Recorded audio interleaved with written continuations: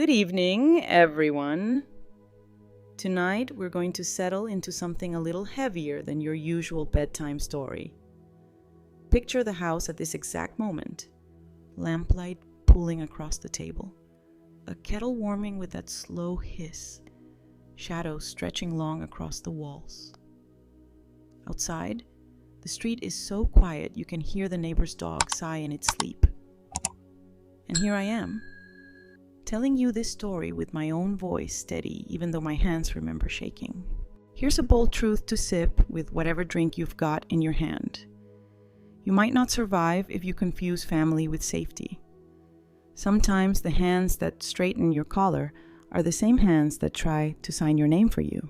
So before you get too comfortable, take a second to like this video and subscribe, but only if you truly enjoy what I do here. And in the comments, tell me where you're listening from and what time it is. I like knowing the map of us. Now, turn off the lights, maybe let a fan hum in the background, and let's begin tonight's journey together. The knock came just after breakfast, one of those crisp, official rhythms that could belong only to a courthouse messenger or a taxman. I dried my hands on a dish towel and opened the door to a young man with an apologetic tilt to his chin. "Miss Whitfield?" he asked, though his screen already had my name glowing. I nodded. He handed me a heavy envelope, had me scrawl something on a plastic slab, tipped his cap, and vanished back down the walk. Inside, a petition. Emergency petition for temporary guardianship, bold as brass at the top. Stamped, tabbed, and stuffed with adjectives. It claimed I was confused, vulnerable, unable to manage my own affairs. According to these pages, I was already halfway to wandering the streets in my robe and burning the house down with a forgotten stove knob. Odd fact of the day, ex parte is Latin for from one side only. Courts use it for hearings where just one voice gets the microphone. Useful when danger is real. Dangerous when the danger is stage theater. The petition listed 3 incidents. Wandering after dark, forgetting to pay the electric bill, leaving a burner on overnight. I snorted softly, so softly only the kettle heard. On the alleged wandering night, I'd been on a neighborhood Zoom at 8:30 complaining about the flickering streetlight on our corner. As for the bill, it drafts automatically on the 15th. I remember setting it up myself. And the burner? My stove is plugged into a smart outlet that tattles whenever it's on. I could print the data in less than 5 minutes. But the petition did more than list events. It dripped with the adjectives. Alarming, escalating, urgent. Even a doctor's affidavit appeared, supposedly from someone I had seen recently. Funny, my calendar and my blood pressure both disagreed. 2 neighbors had signed declarations in eerily similar phrasing, like students copying off the same cheat sheet. And whose name threaded through every page? Olivia Hartman, my daughter-in-law. Logistics queen, storyteller by nature, and now stage manager of my supposed decline. My son Michael was listed too, described as concerned but conflicted, which is legalese for present but mute. I could almost hear him sighing as Olivia drafted the narrative, thinking silence equaled peace. Elder wisdom of the day. Silence may keep the peace in a marriage, but in a courtroom it sounds a lot like consent. The hearing was set for that afternoon because, of course, when you want to strip an old woman of her autonomy, you'd better do it quick before she notices. I stacked the pages on the kitchen table, the same table where Michael once left his baseball glove and homework. I sharpened a pencil and began my timeline in the margins, dates, receipts, screenshots, real evidence. Academic phrase to tuck in your pocket, availability cascade. That's when a claim, repeated enough times in enough polite settings, begins to feel true, just because it's familiar. Olivia was feeding the cascade with adjectives and affidavits. My job was to feed the paper with facts until the scales tipped back. I brewed tea, called Marjorie Clark, my neighbor who doesn't deal in drama, and asked if she'd be my second pair of eyes. She arrived with a legal pad, 2 pens, and lemon cookies, the kind that crumble into harmless sweetness. We read the petition together, our voices low. Then we built a folder and gave it a name. Receipts, not rumors. Into it went stove logs, utility emails, Zoom confirmations, even the door camera video of me waving at the neighbor's cat that wandering night. By the time the kettle sighed again, my plan was simple. Show up, stay calm, and let the paper speak louder than adjectives. 3 jokes, scribbled in the margins to keep my lungs working. Tools. If adjectives were evidence, this petition would be a Pulitzer. If concern earned frequent flyer miles, Olivia would be platinum for life. If I'd really left the burner on, the kettle would have its own lawyer by now. I closed the folder, wrote 1 sentence on the inside cover, and underlined it twice. Calm is not compliance, calm is control. Then I circled the hearing time. 2:00 p.m., like it was a fragile thing that needed escorting safely to the car. The courthouse always has its own weather. Even on a bright spring afternoon, stepping through its glass doors feels like walking into an overcast day. Shoes clapping like raindrops on tile. Papers rustling like an unexpected breeze. I carried my folder, receipts, not rumors, tucked under my arm the way some people carry a Bible. Not to worship, but to remind myself there's a scripture for survival. At security, I slid the folder into the gray bin. The guard glanced at the tabs and gave me that soft nod public servants reserve for people who appear to have packed their dignity on purpose. I nodded back. Humor is one of the few currencies that still spends in a courthouse, though you have to be sparing with it. Department 4 smelled faintly of carpet cleaner and long afternoons. Olivia had claimed her spot front left, posture sharp, lips curved into a smile that had been refrigerated overnight. To her right sat 2 neighbors, Miss Turner of the seasonal wreaths and Mr. Dale of the immaculate lawn, drafted now as her chorus. Michael sat beside them, shoulders folded like a man trying to disappear into wood grain. My son, my silence. The clerk called our matter. Emergency guardianship ex parte. I underlined those words in my pad. Ex parte, from one side only, the irony being that today, finally, both sides had shown up. Appearances? The judge asked. Olivia rose smoothly. Olivia Hartman, petitioner. I'm here out of concern for my mother-in-law's safety. The word safety hung in the air like incense, meant to sanctify her intentions. I stood too. Clara Whitfield, respondent, appearing pro se. The judge's eyebrows, veteran ones, arched slightly. You intend to proceed without counsel?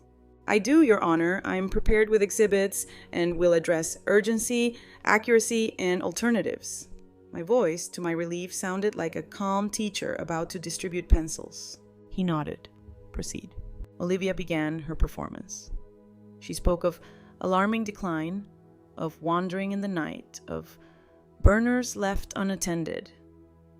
She placed a manicured hand on her stack of affidavits as if swearing on them. Then the judge turned to me. With permission, I said, sliding Exhibit A forward, the petition claims I left a burner on overnight last Tuesday. Here is the smart plug log. 0 draw between 9:00 p.m. and 6:00 a.m. A tidy spike at 6:10 for tea. I can subpoena the kettle if necessary. A chuckle stitched through the benches. Even the judge's mouth twitched. On unpaid utilities, I continued, Exhibit B is the autopay receipt. Thank you for your payment. Machines don't flatter, they confirm. On wandering, I laid down Exhibit C, a still from my door camera. 8:12 p.m. Me, in robe and slippers, taking the trash to the curb.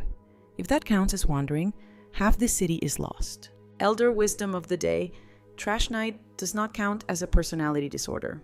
The judge shuffled pages, eyes sharpening. He looked at Olivia. Petitioner? She smoothed her skirt. Devices can be manipulated. I relied on a physician who evaluated her and neighbors who corroborated confusion. About that physician, I said. offering Exhibit D. The affiant lists a clinic I've never attended. Their custodian confirms I am not a patient. Exhibit E is a letter from Dr. Reynolds, my treating physician for 8 years. No concerns, intact judgment, fully oriented. Academic phrase for the scholars in the back. Confirmation bias, the tendency to collect evidence that flatters your suspicion and ignore what contradicts it. I didn't say it aloud. The exhibits whispered it loudly enough. The judge's pen scratched a note. Ink is its own weather forecast in a courtroom. 3 jokes. Tiny life preservers in heavy air. If adjectives were evidence, Olivia had already won. If concern paid rent for every corner it occupies, this case would fund the courthouse remodel. If trash duty counts as wandering, I expect a tiny stick and polka dot handkerchief any day now. When I finished, the judge leaned back, studying both tables. I am not inclined to grant sweeping relief on affidavits that appear thin, particularly when alternatives exist. Olivia's smile faltered, the refrigeration failing. The room exhaled. So did I. My folder sat on the table like a steady pulse. Calm is not compliance, calm is control. The judge called a short recess, 10 minutes for everyone to stretch their legs, refill their water, or rehearse the next scene of this courtroom play. I stayed seated. 10 minutes is just enough time for rumors to stretch, and I didn't feel like giving Olivia the satisfaction of a hallway performance. Instead, I opened my folder and let my fingertips run across the tabs, reminding myself that paper can be steadier than pulse. When we reconvened, the bailiff intoned the rules again, no phones, no interruptions, and the judge gestured for Olivia to continue. She called her witnesses. First up, Miss Turner, neighbor with the ever-changing wreaths. She clutched her purse like a flotation device as she took the stand. I've noticed confusion, she said, voice quivering like a violin string out of tune. For example, Clara was out late one evening, in her robe. Late? The judge prompted. After dark. Did you check the time? She glanced toward Olivia before answering. Not exactly. I scribbled 8:12 p.m. Trash night in my notebook and underlined it twice. Next. Mr. Dale, proud lawn curator. He repeated nearly identical phrasing. Miscues with mail, outlaid, confusion with bills. His delivery was stiff, rehearsed. Academic phrase of the day. Illusory truth effect. Say something often enough, even in synchronized voices, and it begins to wear the costume of reality. When my turn came to cross, I kept my tone kitchen warm. Miss Turner, would you like to see a time-stamped image of me taking the trash out at 8:12 p.m.? Robe, slippers, neighbor's cat. Does that look like wandering or Tuesday? She blinked, then admitted softly, it looks like Tuesday. Reasonable, I said. Trash can be dramatic. Turning to Mr. Dale, you mentioned miscues with mail. Could you name one? He shifted in his seat. A package sat on your porch. For how long? An hour? Elder wisdom of the day. If a package baking in the sun counts as incapacity, half of suburbia belongs under guardianship. The judge's veteran eyebrows registered the faintest amusement. Olivia tried to recover, producing what she called an incident report about smoke at my address. The judge tilted his head. From the fire department? From a community responder, she said, folding the page with origami neatness. I felt Marjorie's eyebrow lift from the gallery like a semaphore flag. We've got them. When the judge asked if there was a response, Olivia muttered, resolved, no units dispatched. I prepared my rebuttal. Patience is a courtroom's secret currency. You spend it, not hoard it. 3 jokes scribbled in my margin, ready if I needed breath. If smoke that smells like toast were probable cause, brunch would be a crime spree. If identical affidavits earned royalties, my neighbors would be vacationing in Spain. If porch packages proved incapacity, Amazon alone could staff a nursing home. The judge looked back at me. Miss Whitfield, you'll have opportunity to respond. Understood, I said, palm resting lightly on my folder. The House would testify soon enough.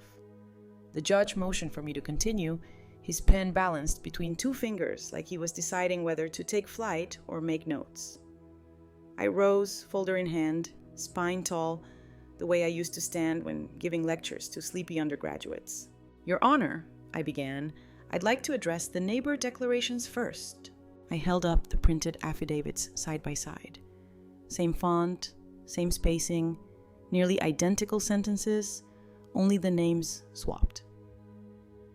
These read less like independent observation and more like synchronized swimming. Academic phrase for the record, scripted testimony. It tends to leave wet footprints. Miss Turner fidgeted. Mr. Dale cleared his throat like a lawnmower choking on gravel. I laid Exhibit F before the clerk. These are text messages between the petitioner and the witnesses, provided voluntarily by another neighbor who was included by mistake. The phrasing, miscues with mail, out late in robe, was supplied to them verbatim. The judge's veteran eyebrows held a quiet conference above his glasses. "Petitioner, do you dispute this?" Olivia's smile flickered, but she kept her tone smooth. I merely provided examples to help them articulate their concerns. Elder wisdom of the day. When someone hands you the script, don't expect the performance to count as truth. Second, I continued, about the smoke incident. Petitioner produced a community responder note. Here is Exhibit G, official CAD logs from Fire EMS for that evening. The call was closed, unfounded. No alarm, no flames, caller not on scene. In plain English, someone smelled toast. The judge scanned the printout. Ink scratched like distant thunder. I let a teaspoon of humor into the room. If smells like toast were a diagnosis, we'd all be patients at brunch. Even the clerk stifled a grin. Finally, I turned to Olivia. My voice stayed even, but I made sure each word landed. "Petitioner, you told this court my stove was left on all night. Here is the smart plug log, SHA 256 verified. Here is the door camera footage, showing me at 8:12 p.m. with the trash, then nothing until morning. Would you like to revise your statement?" For the first time, her eyes blinked slower than her smile. "Devices can be tampered with." "Yes," I agreed.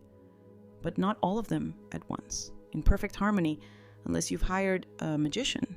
Academic phrase of the day, chain of custody. Evidence without a paper trail is gossip. Evidence with one is oxygen. 3 jokes. Because lungs. If affidavits were choir practice, we'd still be flat on pitch. If gossip were electricity, this petition would power the courthouse. If brunch were illegal, I'd already be on probation. The judge leaned back. "We'll recess until tomorrow for authentication of the recordings. Respondent, provide logs and chain of custody documentation. Petitioner, prepared to explain the coaching texts." He tapped his gavel lightly, more punctuation than thunder. The room exhaled. My folder hummed against my arm like a steady drum. Calm isn't compliance. Calm is control. The next morning, I rose early. The house smelled of coffee and printer ink, which to me is the fragrance of both courage and boredom. I laid out the folder on the table, each tab humming like a choir. Timeline, finance, health, home systems. My job was simple: make the boring undeniable. At the courthouse, the clerk set up the small speaker system. "We'll begin with authentication," the judge said, adjusting his glasses with that slow deliberation of someone who already expects fireworks but wants to watch them fizzle into steam. I started with the door camera.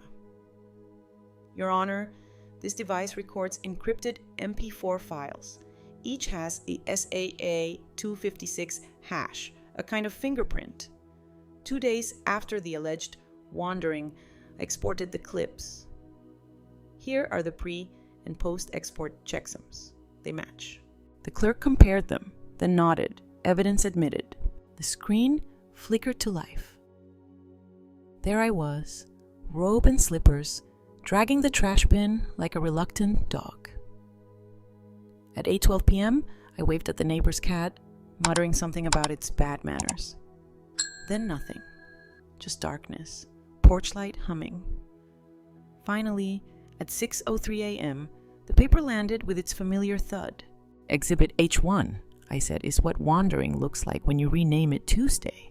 Laughter rippled lightly. Even the bailiff's lips twitched. Next, the smart plug data. Rows of numbers, boring as beige wallpaper. Notice zero draw from 9:00 p.m. until 6:10 a.m., when my kettle boiled water. If you'd like, I can subpoena the kettle, though it prefers to testify by whistling. The judge allowed himself a half smile. Elder wisdom of the day. Boredom is the enemy of gossip, but the ally of truth. Then came the audio file. The clerk pressed play. Olivia's voice filled the room, brisk and rehearsed. "Use something like miscues with mail and out late in robe." Don't say confused. Say concerned, and we'll call it a non-emergency. Paper trail without sirens. A pause, then Miss Turner's hesitant voice. "Are you sure?" "Trust me," Olivia replied. Academic phrase of the day. Expectancy effect. When you prime people with a script, they see what you've already described. The courtroom air shifted. Olivia's posture remained perfect, but her smile thinned to transparency. 3 jokes scribbled in my pad. If brunch smells were probable cause, cafes would need ankle monitors. If identical phrasing paid royalties, we'd all be retired by now. If boredom testified, my CSV log would win Employee of the Month. The judge tapped his pen. Exhibits H1 and H2 admitted. Petitioner, the evidentiary posture has shifted. Translation. Your story just lost its oxygen. The judge leaned back in his chair, letting silence stretch across the courtroom like a taut string. When silence lasts that long, it becomes its own witness. Finally, he said, "Petitioner, I'll need an explanation for these recordings." Olivia's smile stayed in place, but her tone softened, like a singer lowering the key to mask a faltering note. "We were only trying to help, Your Honor. Sometimes neighbors need guidance to put their concerns into words." Guidance. That was her euphemism. Academic phrase of the day, motivated reasoning. When your conclusions go house hunting and drag the evidence along like luggage. The judge raised a hand. "Miss Whitfield, continue." I stood. Your Honor, Exhibit 1 is the fire/EMS log of the so-called smoke incident. Call placed at 1943. Dispatcher notes, smells like toast. Caller not on scene. No alarm. No flames. Case closed unfounded. The clerk played the official audio. A nervous voice reporting smoke. A dispatcher calmly probing, then shutting the case. It sounded less like emergency and more like brunch gone sideways. 3 jokes for the lungs. If smells like toast were an emergency, every diner would be a hazard zone. If worry came with the speed limit, Olivia's license would be suspended. If gossip were a fire alarm, we'd all be deaf by now. The judge looked at me. Respondent, how do you answer the claim of unpaid bills? I slid Exhibit J forward, the utilities auto-pay confirmation. Machines don't flatter, they just timestamp. Medical concerns, he asked. Exhibit K, a letter from Dr. Reynolds. Patient fully oriented, intact judgment, no evidence of decline. Elder wisdom of the day.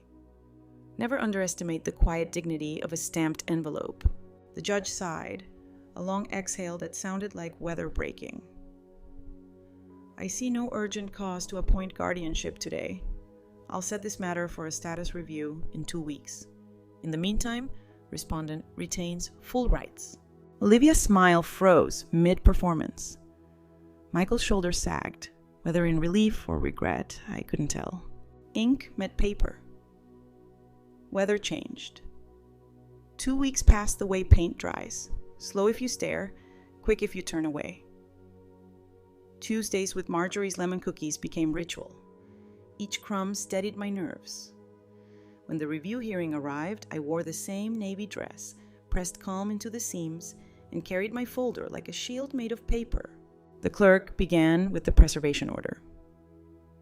Your Honor, we have the phone downloads from petitioner and witnesses as directed.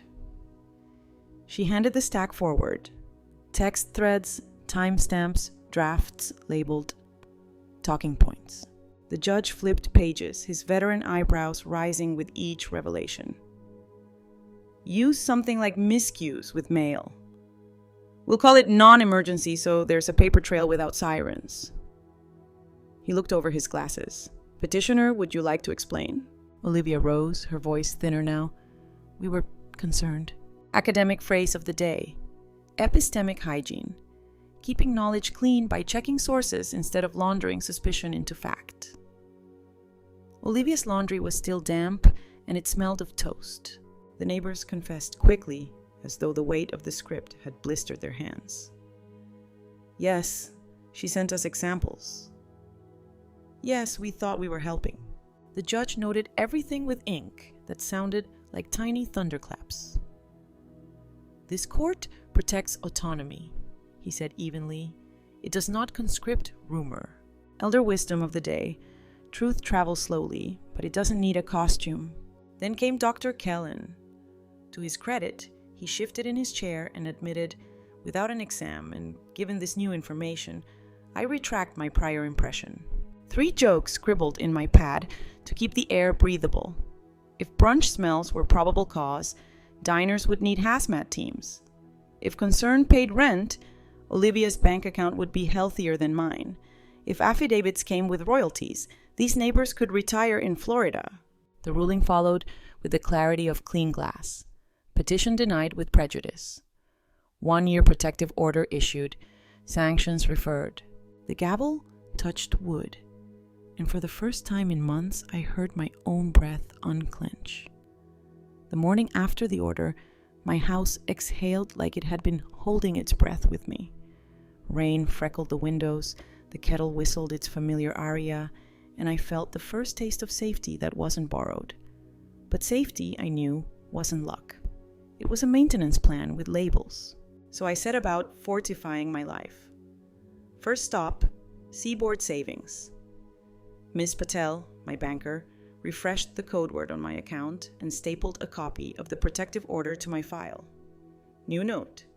No changes without Clara present, with ID and code word. Staff must call her directly before honoring requests. A callback protocol with a phrase no social media post could guess. Odd fact of the day. The pin tumbler lock, still used in most front doors, descends from an Egyptian design over 4,000 years old. Humans have been improvising privacy since we learned to count. Next came the credit bureaus. Freeze confirmed, PIN reset locked, alerts activated. Then the vendors, utilities, pharmacy, insurance, each got a 1-page notice. No third-party changes. Log any attempts. Forward to council. Systems love clarity, not poetry. I rented a P.O. box the size of a hearty sandwich and redirected sensitive mail. At home, I changed the door code, extended the camera retention window, and added a UPS battery to the router. Evidence deserves electricity, even in storms. Elder wisdom of the day. Boring systems are underrated bodyguards. Marjorie came with a label maker and almonds. We laminated callback scripts, color-coded timelines, and tucked a pocket card into my wallet. Ice contacts, medication list, advance directive, and a line in small print. If found adorable but lost, please return with a scone. 3 jokes taped to the fridge. If passwords burned calories, I'd be thin by Tuesday. If label makers were therapy, I'd be emotionally alphabetized. If 2-factor were a pet, mine would be a terrier that barks at strangers. By dusk, the house felt less like a stage and more like a fortress that respected my breathing. Tuesdays became my tether. Every week at 6, Michael knocked, tentative at first, then steadier. He'd bring carrots, sometimes the kids, sometimes just himself, eyes carrying both apology and hunger for repair. I'd answer with tea and the kind of silence that makes room for words. One evening he blurted, "I'm sorry for being quiet when loud would have saved us, and loud when quiet would have kept us whole." He meant Olivia, but also himself. Elder wisdom of the day. Apologies are missed. Commitments are rain. So I asked for verbs. He promised, "I will answer the phone when you call. I will not let anyone use your name as a wedge. I will show up for Tuesdays. His voice cracked, but verbs held. We wrote boundaries on a note card. We meet Tuesdays at 6, if rescheduled. 3 options, no guilt. No third-party gossip unless they're in the room. If conversation simmers too hot, switch to tasks. Wash dishes, peel carrots. Keep Sophie and Noah outside of adult strategy. Academic phrase of the day. Differentiation of self. Staying connected without borrowing emotions from the loudest person nearby. Cooking became our choreography. He salted chicken. I folded towels. He admitted therapy.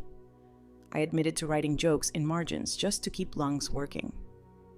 We laughed at ourselves. If apologies were coupons, Tuesdays would be buy one, get one. If boundaries were IKEA, at least we found the Allen wrench. If therapy gave merit badges, mine would read, did not fix a grown man's weather, baked instead. Little by little, trust patched itself. He invited me to Sophie's art show. I said I specialize in bad lighting. He hugged me at the door, awkward and real. Peace wasn't restored in trumpets. It crept in with roasted carrots, folded towels, and verbs kept on Tuesdays. 6 months later, the binder on my entry table had grown hips and dignity. Tabs for finance, health, home systems, vendors, grace. It no longer felt like a shield so much as a map. My printer purred only when asked. The kettle practiced its aria at 6:10 a.m., and the porch light clicked on like an obedient star. Peace had become administrative. On Wednesdays, I took my cardigan to the library's meeting room B. 12 chairs, sometimes 14 if optimism borrowed from the closet. I called the workshop Receipts, Not Rumors, Guardian Shipwreck Prevention. We built binders together, timelines, proxy letters, vendor notices. I told them boring was a flex. Their shoulders dropped as they realized they weren't alone. Odd fact of the day, the words minute, time, and minute, tiny, share a root, minuta, small. Most of our defenses are minute and minute at once. Elder wisdom of the day. Peace is not a miracle. It's a maintenance plan with good labels. Michael sometimes came to help, stacking chairs, listening more than speaking. Sophie and Noah brought Lego sets that refused instructions. At home, roses bloomed where I'd planted them in spring, stubborn and red. Academic phrase of the day. Collective efficacy. The shared belief a community can solve its problems. I watched it bloom in that little library, in my kitchen, even in my own bones. 3 final jokes I carried in my pocket like peppermints. If laminators were therapy, we'd all be glossy saints by now. If boundaries were a kitchen gadget, they'd be the colander, let water pass, keep the pasta. If gossip were electricity, my binder could power the block. By then, even my son understood. We hadn't just survived Olivia's petition. We had rewritten the script entirely. And now, as we slow the pace, let me leave you with this. The house is quiet again. The kind of quiet that doesn't accuse, but cradles. The binder rests on the entry table, moonlight brushing its spine. No longer a frantic shield, but a steady reminder that process can be gentler than panic. My son visits on Tuesdays, bringing vegetables or apologies, and I meet him with tea and verbs. The grandchildren sprawl across the rug with Lego castles that collapse and rise again, proof that repair is part of play. I've learned that peace isn't luck. It isn't even victory. It's design plus maintenance. It's passwords rotated, callback codes rehearsed, roses watered, a workshop at the library where strangers discover they're not as alone as rumor told them. It's refusing to confuse noise with truth or adjectives with evidence. Sometimes late at night, I walk the perimeter, locks, stove, windows, plants. The porch light clicks on, patient as ever. I whisper 3 lines into the dark, like breadcrumbs for the self who still wakes at 2 a.m. If rumor is ivy, paperwork is pruning shears. If concern arrives with choreography, ask for rehearsal notes. And me? I am not a case file. I am precisely my size. So rest now. Let the night soften the sharp edges. Imagine the binder closed, the kettle cooled, the roses folding themselves into dusk. Peace is here, quiet and labeled, waiting on the table like tomorrow's map.